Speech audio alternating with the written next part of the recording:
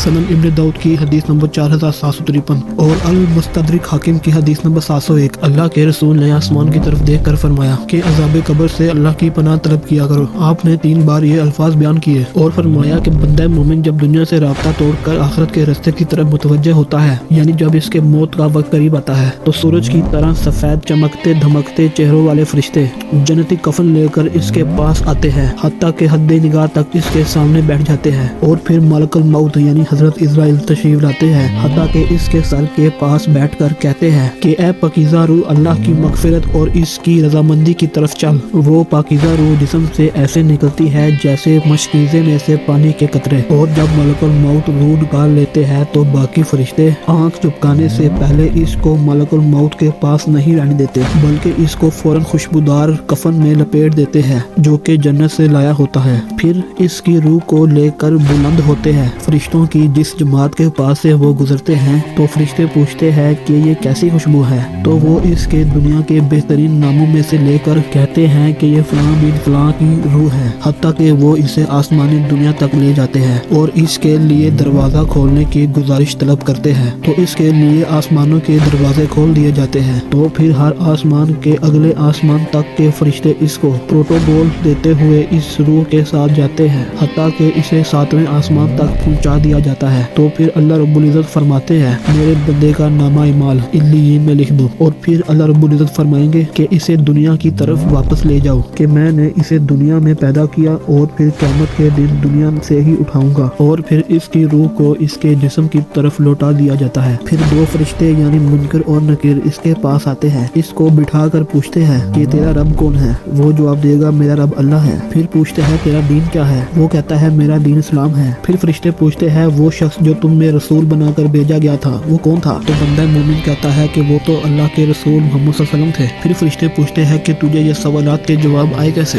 वो कहेगा कि मैं अल्लाह की कलाम यानी कुरान को पढ़ा करता था, मैं इस पर ईमान लाया, मैंने इसके हक होने की तस्दीक की। फिर आसमान से आवाज आती है कि मेरे बंदे ने सच कहा, इसके लिए जन्नती बिछौना बिछा दो और जन्नती लिबास पहना दो और जन्नत की तरफ दरवाजा खोल दो और कब्र को हद्दे निगाह तक वसी कर दो। फिर फरिश्ते चले जाते हैं और एक नूरानी चेहरे वाला बड़ा खूबसूरत इंसान इसके पास आता है। वो पूछता है कि तू कौन है, तेरा चेहरा बहुत हसीनो जमील है। वो कहेगा मैं तेरे नेक अमाल हूँ। वो कहेगा कि ए अल्लाह जल्दी से जल्दी क़यामत बर्पा कर, हत्ता कि मैं अपने घर वालों के पास चला जाऊँ, और फिर वो क़यामत के बर्पा होने का इंतजार करेगा। दोस्तों हदीस के मुताबिक नेक रूहों के साथ ऐसा ही होता है। इसका 180 डिग्री एंगल यानी मुनाफिकीन और मुशरिकीन की रूहों के साथ क्या होगा अगली वीडियो में बयान करूंगा। इस वीडियो को देखने का आपका बहुत बहुत शुक्रिया। अल्लाह हाफिज।